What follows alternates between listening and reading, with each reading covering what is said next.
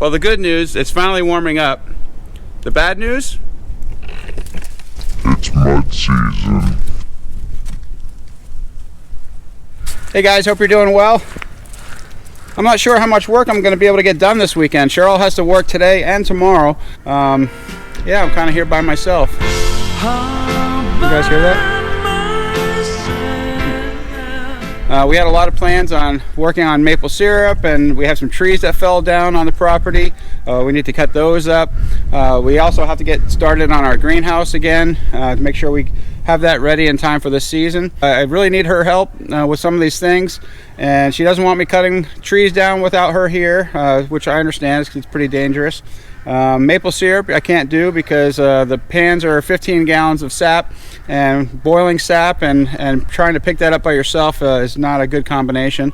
So I'm not really sure. I have to kind of figure this out, but I mean, God forbid I have to sit and watch some TV today and relax. I mean, who wants that? So anyway, I got to go feed the chickens and the ducks and get them taken care of. They're already yelling at me. So if you want to come along, that'd be great. We'll figure out the rest of the day as we go.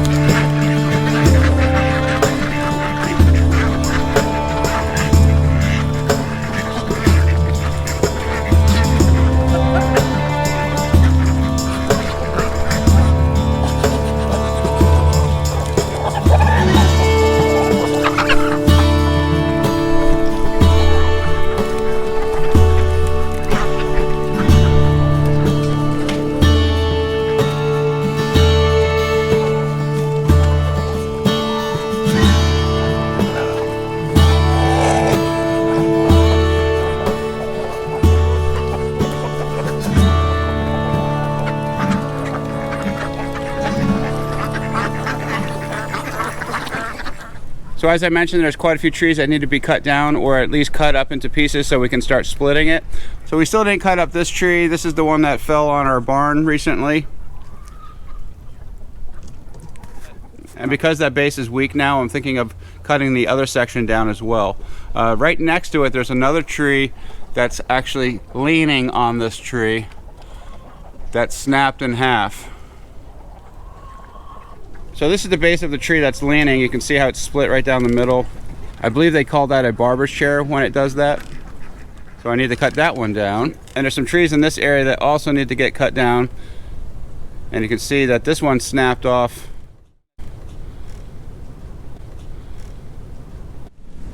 So there's a few more trees over here that got uprooted. And I just noticed another one that is a barber's chair break. Happens to be one of our maple trees. So this one was kind of strange. It broke off about 10-15 feet up in the air and came to rest in our little pathway here.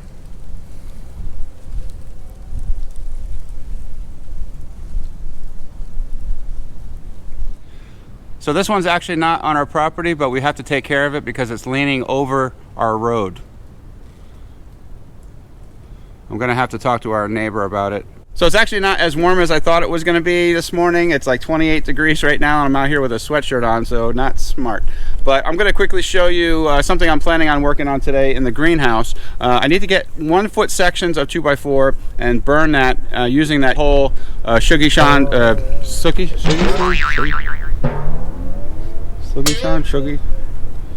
Shuggy-ban. Should that be an outtake? Show Shuggy-ban, a method that we did in our previous greenhouse video. If you've seen that, check it out. If you haven't seen it, check it out.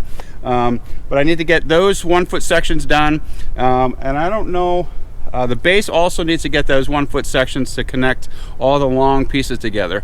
Once we get that done, all we need to do for the greenhouse is our end wall and then wrap it in plastic. Well, we still need to do the front doors, and I have no idea how we're doing that because Cheryl wants sliding doors, and we still haven't really figured out how we're going to do that. So that should be interesting. So anyway, let me show you what I'm talking about. It's sunny out, at least 28 degrees, but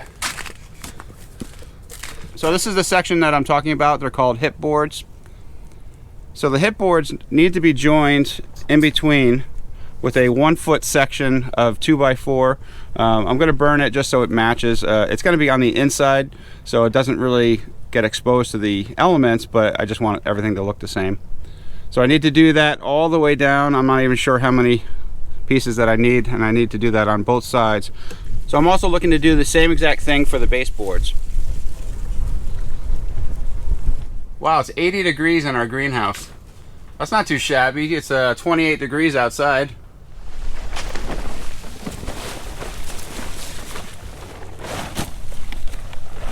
So I don't know if I forgot to cover the compost last year or if the cover just blew away, but I definitely need to get this covered so the plants and weeds and things don't start growing in that pile.